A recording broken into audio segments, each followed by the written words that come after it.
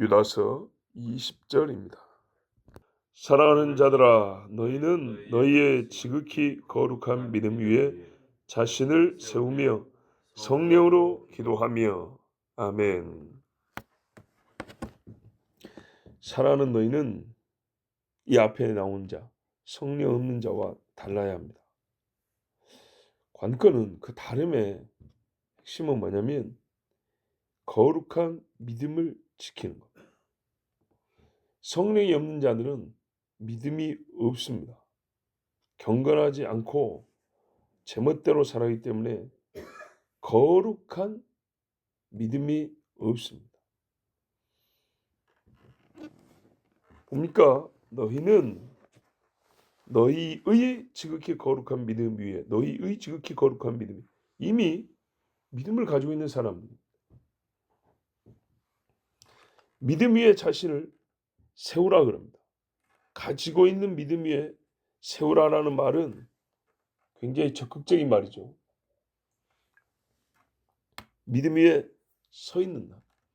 서 있다라는 말을 어디 위에 군림한다, 자기가 다스린다, 이런 식으로 해석할 게 아니고, 여기서는 그러면 내가 믿음 위에 군림한다 말이 안 되잖아요. 믿음에 기반하여 있다. 저 건물은 밑에 큰 바위 위에 세워진 건물이야, 이런 것처럼 우리가 믿음에 기반한 나, 저 사람 밑에는 믿음이 있다 이 말이죠. 믿음을 밟고 있다는 게 아니라 믿음에서 자라난 사람이다 이 말입니다. 믿음에 살고 있다. 믿음 빼버리면 저 사람 시체야, 이런 말이죠. 그런 나를 어떻게라고요? 세우라. 세우라는 말이 뭔 말인가? 일단은요, 허물어지면 안 된다는 얘기죠. 쉽게 이해하면 지키라는 얘기입니다. 이미 믿음이 있다 했으니까 지키라. 이 망령된 자들하고 다름을 유지하려면, 아니 공격으로부터 나를 지키려면 어찌해야 되냐? 믿음 위에 자신을 세우라. 세우라, 지키라. 자, 지켜서 계속 거기서 살아가라. 이게 이제 좀 다르게 말하면 어떻게 하냐? 실제 생활에서 어떻게 해야 되냐? 믿음을 계속 표명하는 삶을 사는 겁니다. 믿음이 있음이 증거되는 삶을 계속 살아갑니다. 표현하고, 주장하고, 전하고, 믿음이 아닌 것에 반대하는 적극적 행위를 하고, 믿음을 허물어뜨려 하는 그런 외부적 조건에도 꿋꿋이 견디고 끈질기게 믿음을 붙들어라 그 말입니다. 성경이 이렇게 말한다고 나도 말할 수 있어야 되고, 성경이 하지 마라 하면 안 해야 되고, 세상에 하라 하라 해도 나는 절대 안 한다고 그래야 되고, 하지 마라 하지 마라 해도 나는 해야겠다 하고 주장하며 싸우기까지 세우는 겁니다. 왜냐하면 허물으려고 하니까요. 세워져 있는 믿음이 왜 나의 선을 보고 구경하면서 이렇게 지나가는 것이 아니고요, 와서 도끼로 찍어서 깨려고 그런단 말이죠. 막아야죠. 거룩한 믿음이라 그랬어요. 불순물이 못 들어오게 해야 합니다. 믿음이 붙들어 믿음 위에 자신을 세운다라는 말은 적극적 행위를 말하잖아요. 그런데 붙드는 믿음이 어느 순간 더러워져 있다면, 열심히 붙들고 있는데 썩은 동아줄이 되어버리면 무슨 소용이 있겠어요?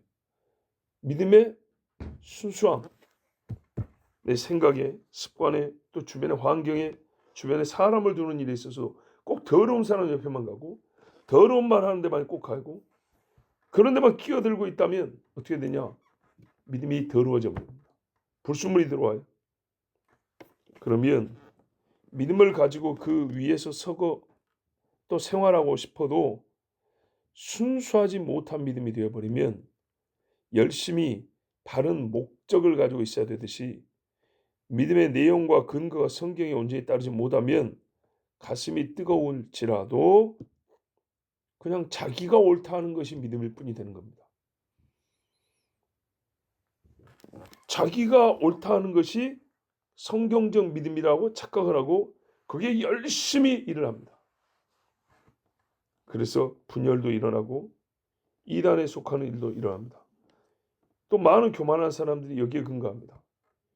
열심 없는 사람 별로 없습니다. 다 열심히 있어요. 그런데 잘못된 믿음에 열심을 가지고 있습니다. 그러므로 거룩하고 거룩을 지키고 거기에 근거하여 생활하기를 적극적으로 하는, 이게 바로 거룩한 믿음에 자신을 세우는 겁니다. 그러면 아니 그렇게 하지 못하면 어떤 결과를 얻냐? 앞에 있는 사람들처럼 첫째 구원을 못 얻습니다. 믿음에서 파선합니다. 디모데서 1장 19절에 믿음과 착한 양심을 가지라. 어떤 이들은 이 양심을 버렸고 그 믿음에 관하여는 파선하였느니라. 보세요. 잘못된 믿음, 양심에 합하지 않은 것을 부지런히 열심히 했더니 믿는다고 붙들었는데 나중에 보니까 하나님이 말한 믿음에서는 깨져 있다 이 말이죠. 배가 깨져 다 죽는 것처럼 구원을 얻지 못합니다. 두 번째는 뭐냐? 대개는 여기 속하는 경우가 많은데, 대개 그래요. 비중을 따지면 안 되겠군요. 참으로 생각보다 많은 사람이 또 여기 속하는데, 구원을 받기는 맞는데 하나님 앞에 남는 것이 없어요. 드릴 것이 없어요. 무슨 말이냐면 믿음으로 행했다고 했는데 하나님 보시기에는 쓸만한 믿음이 없어가지고 상을 줄 것도 없고 칭찬을 해줄 것도 없고 남는 것이 없어요. 야, 이게 또 무슨 말이냐? 성경에 있는 말입니다. 고린도전서 3장에 보면 아주 중요한 말씀이 있는데, 저도 청년 때 듣고 와, 그렇지, 이렇게 설교하는 목사님을 강사로 모셔야지 하고 진짜 박수를 치면서 그때 우리 청년부 전도사님하고 중고등부 전도사님한테 막 제가 정말 탄성을 질렀던 어떤 목사님의 설교. 그때 제가 21살인가 2살쯤 됐던 걸로 기억하는데요. 22살. 예, 그 정도. 무슨 말씀이냐면 고린도서 3장 10절이에 내게 주신 하나님의 은혜를 따라 내가 지혜로운 건축자와 같이 터를 닦아두매 다른 이가 그 위에 세우나 그러나 각각 어떻게 그 위에 세우기를 조심할지니라. 이 닦아둔 것 외에 능히 다른 터를 닦아둘 자가 없으니 이 터는 곧 예수 그리스도라. 만일 누구든지 금이나 은이나 보석이나 나무나 풀이나 지프로 이 터 위에 세우면 각각 공력이 나타날 터인데 그날이 공력을 밝히리니 이는 불로 나타내고 그 불이 각 사람의 공력이 어떠한 것을 시험할 것입니다. 만일 누구든지 그 위에 세운 공력이 그대로 있으면 상을 받고 누구든지 공력이 불타면 해를 받으리니 그러나 자기는 구원을 얻되 불 가운데서 얻은 것 같으리라. 아멘. 무슨 말씀이냐면 터는 똑같대요. 이 사람 터도 예수고 저 사람 터도 예수 그리스도고 구원 받는다 이 말입니다. 근데 그 위에다 뭘 세우는가 봤더니 반석 위에 세우긴 세웠는데 하나는 나무나 짚이나 풀, 이건 불이 나면 다 없어지고 터만 남아요. 예수만. 근데 이쪽에는 뭘 하냐면 여기 타지 아니하는 것들, 불로 했을 때 타지 아니하는 것들로 했다는 거예요. 그래서 보면 뭐 금이나 은이나 보석이나, 물론 이제 금 같은 것도 불타면 녹긴 하죠. 그러니까 쇠 같은 것들 이런 거는 안 타는데 나무나 풀은 탄다는 겁니다. 그래서 불로 시험을 해볼 텐데 싹 끄스러 볼 건데 없어져 버리고, 야 이만큼 쌓아놨는데 내가 하나님 앞에 한 게 이만한데 막상 가보니까 아무것도 없고 겨우 불 속에서 끄실러져 가지고 몸이 건짐을 받는 정도에 불과한 사람들이 있고, 어떤 사람은 불로 이렇게 끄실러 봤더니 그대로 남아있어서 터 위에 그대로 남아있어요. 그 말이에요. 그 공력이 있다 그랬어요. 그래서 그대로 있으면 상을 받고, 상의 문제입니다. 이걸 속된 표현을 하면요, 어떤 사람은 구원을 받았는데 개털 모자 남았더라 이 말이죠. 그런 표현도 있죠. 아 천국 가봤더니 나는 개털 모자밖에 없더라. 저기는 황금 면류관이고. 이런 의미입니다. 예수를 똑같이 믿고 구원은 받았으나 이 사람은 불 속에서 겨우 소방관이어서 건져낸 것처럼 그렇게 구원을 받고, 어떤 이는 많은 열매를 가지고 하나님 앞에 상을 받으며 구원을 받는, 이 차이를 얘기하는 겁니다. 그러니까 믿음으로 구원받는 건 똑같아요. 포도원에 들어와서 한 달란트씩 한 데나리온씩 받은 거. 요거는 어떤 의미냐면 똑같이 예수 그리스도를 하나님의 은혜로 믿고 천국 간 거. 이 똑같은 보편의 구원을 얘기하고 있어요. 그게 천국을 다 말해주는 게 아니에요. 그러나 천국에 들어가서 구원 얻는 은혜에 대한 비유는 포도원의 부름을 받아가지고 한 데나리씩 받는 것이지만 모든 사람이 다 똑같이 상을 받냐? 그거는 다른 거예요.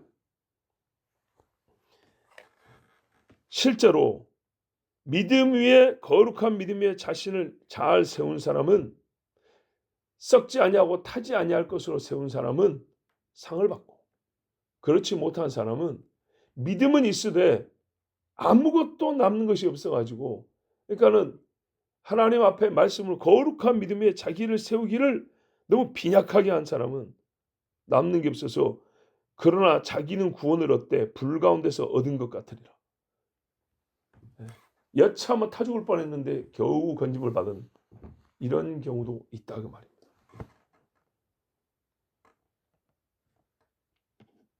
그리고 너희는 어떻게 해야 되냐? 여러분 우리가 신앙생활에 그러면 믿음을 세우려면 아까 말했죠. 적극적 신앙생활의 표현이 있다 그랬죠. 이 힘이 필요합니다. 힘이. 하나님의 전신갑주도 맨 뒤에 가면은요. 무장이 아니라 기도가 나오는데 그거를 의미적으로 볼 때 저는 이렇게도 해석한다 했죠. 체력이라고 체력. 영적 체력. 힘이 없으면 2kg짜리 칼을 쥐어줘 봐야 들지도 못하고 휘두르지도 못하고 갑주를 입어봐야 걷지도 못하고 오히려 더 불리해집니다. 힘이 있어야죠. 전술 전략을 또 이해할 수 있어야죠. 사령관은 저쪽으로 가고 나는 이쪽으로 가고 그러면 혼자 동떨어서 죽는 거죠. 하나님의 뜻을 알고 또 이 무기를 휘두를 만한 힘을 갖기 위해서 기도가 필요한다. 그렇게 말했는데 오늘 본문에도 성령으로 기도하며 기도가 빠지면요. 진짜 단순하게 그러나 매우 합당하게 신앙생활에 힘이 빠져버립니다. 힘이 없어요. 기도를 하지 않으면요. 정욕을 쫓아가게 되죠. 정욕을 쫓는 힘이 생겨요. 기도를 하지 않는 사람은 하나님 중심에서 자기 중심으로 곧장 이동해 갑니다. 중심 이동이 돼버립니다. 유도에서 중심이 잘못 깨지면 바로 넘어가죠. 망령된 자 행실을 배우며 따라갑니다. 다시 말해서 성령으로 기도하지 않으면 거룩한 믿음을 지키지 못하고 이 거룩한 믿음을 지키지 못하면 그 말은 믿음 밖으로 밀려난다는 얘기입니다. 근데 기도는 아무 말이나 하나님을 향하여 있기만 하면 되냐? 아니죠. 우리의 기도의 가장 기본은 믿음과 진실함이라고 그랬잖아요. 여기 하나 더 하는 것. 그래서 기도의 내용적 측면이라면 이 기도의 구조적 동력의 차원에서 말하면 성령의 도우심이 필요합니다. 성령으로 하라 그랬어요. 성령이 주신 감동, 성령이 주신 힘, 성령의 뜻 안에서 또 성령을 의지하면서 즉 모든 기도는 성령과의 상관성에서 이루어져야 합니다. 성령으로 기도하는 자는 어떻게 하냐? 너희는 쉬지 말고 기도하라 하죠. 이게 됩니다.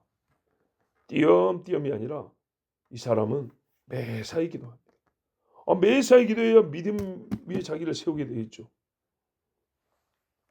악한 영은 자질구레한 일에도 매사에 공개하는데 그저께 했던 이야기도 산에 오를 때나 내릴 때나 앉았을 때나 섰을 때나 기도하는 거예요. 기도.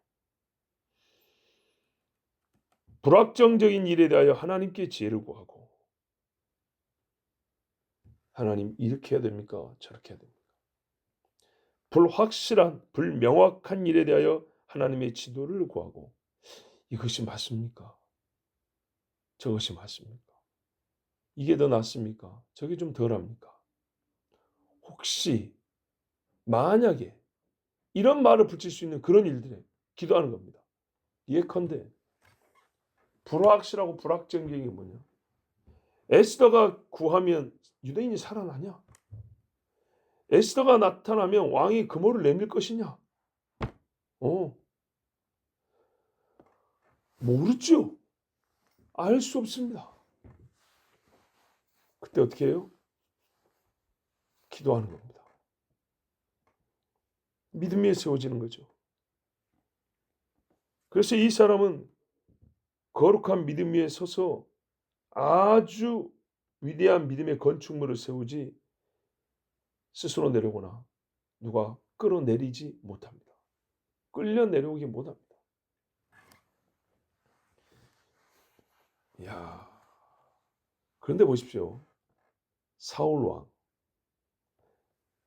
왕이 했던 패착, 자기 망하는 행위 중에 대표적인 사건이 몇 가지 있는데 그중에 우리가 다 아는 게 뭐냐면 아말렉을 진멸하라는 하나님 말씀을 어긴 겁니다. 아말렉이 부녀와 어린아이들, 약한 자들을 쳤다 했습니다. 비겁하게. 약한 데를 치고 들어왔어요. 여러분, 아말렉이 언제 쳤는지 아십니까? 언제 쳤냐면 출애굽기 17장에 나오거든요. 출애굽기 17장에 나오는데 출애굽기 17장에서 어디입니까? 18장, 19장 하면 시내산에 들어갑니다. 그죠? 시내산 들어가는데 말하자면 그게 언제냐면 6월절 다음 달이 되는 겁니다. 6월절에 출애굽했죠. 그리고 약 45일 만에 시내산 도착하는데 그 중간에 쳤단 말이에요. 뭐 6월절이 있는 첫째 달, 다음 달에 쳤어요. 6월절 다음 달에. 알겠습니까? 6월절 다음 달에 쳤어요. 우리로 말하면 달력상 대략 4월쯤 된 거예요. 4월쯤.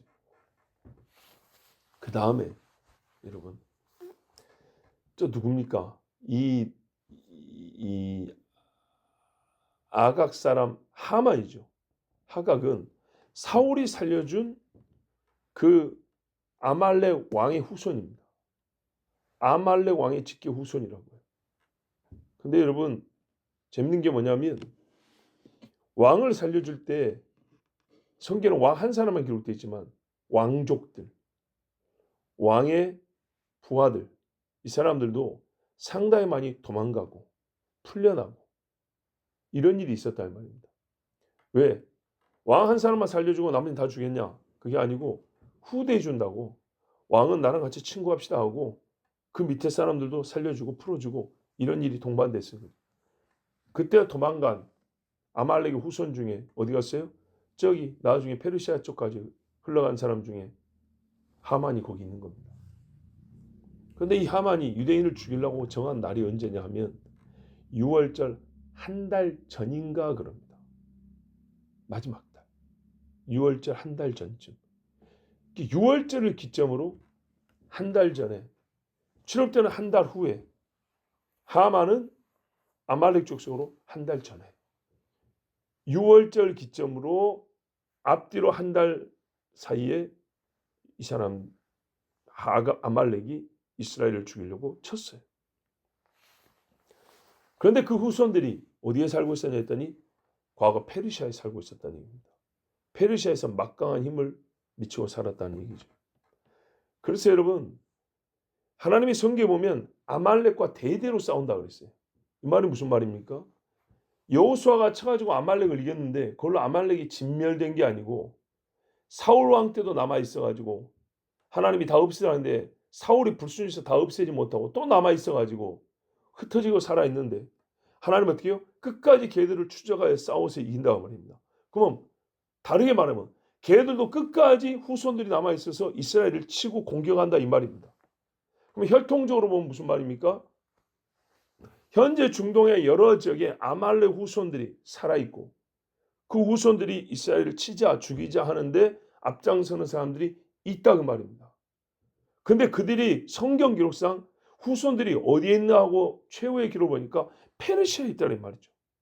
페르시아는 똑같진 않지만 지금의 이란 지역이죠. 엘람이 페르시아의 일부이기도 하지만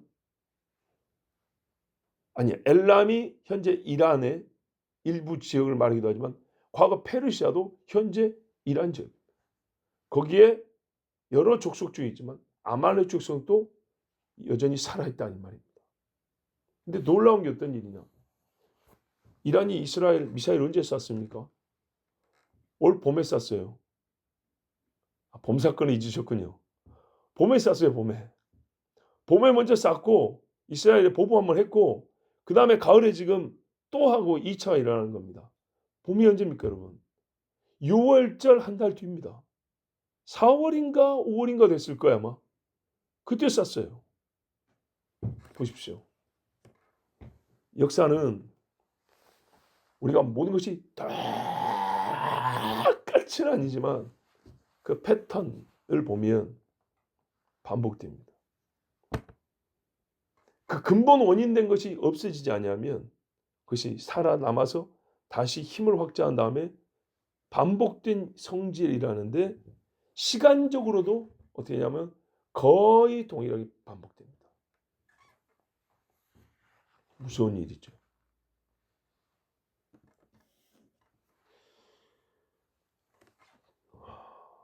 하나님 앞에 간구하고 제사하는 일을 자기 영광을 위하여 했던 사람.